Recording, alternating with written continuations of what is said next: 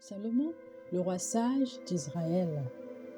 Salomon est le fils du roi David et de Bathsheba. À la mort de David, il monta sur le trône d'Israël, devint le troisième roi après Saul et David, et régna environ 40 ans autour du Xe siècle avant notre ère.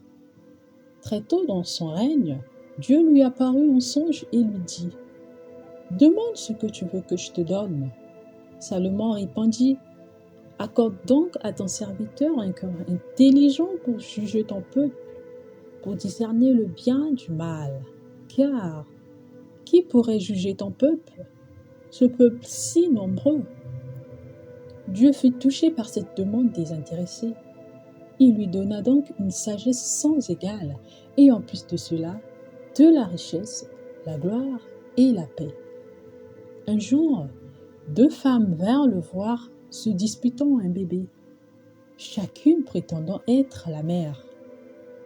Salomon demanda alors une épée et dit « Coupez l'enfant en 2 et donnez une moitié à chacune. » L'une des femmes cria « Non, donnez-le à l'autre, mais ne le tuez pas. » Salomon déclara par la suite que c'est elle la vraie mère. Donnez-lui l'enfant. Ce jugement montra sa sagesse et sa renommée se répandit dans tout le royaume.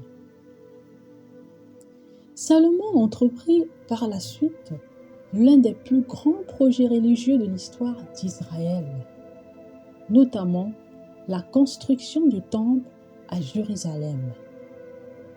Il le bâtit en 7 ans avec des matériaux précieux comme l'or, le cèdre du Liban, le bronze. Le temple devint le lieu central du culte du Dieu d'Israël.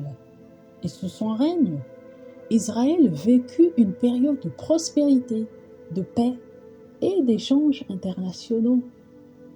Salomon écrivit ou inspira plusieurs livres bibliques, tels que les livres des Proverbes, d'Ecclésiaste, des Cantiques des Cantiques.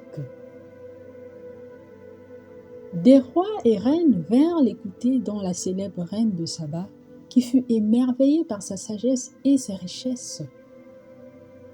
Mais malgré tout, Salomon finit par désobéir à Dieu. Il prit de nombreuses femmes étrangères qui l'entraînèrent vers des cultes païens. Il construisit des lieux de culte pour leur Dieu et s'éloigna du Seigneur. En conséquence, Dieu annonça que le royaume serait divisé après sa mort. Finalement, Salomon est resté dans l'histoire comme le roi sage par excellence, un homme à qui Dieu avait tout donné. Mais dans la fin, rappelle que même les plus grands peuvent tomber s'ils s'éloignent de Dieu.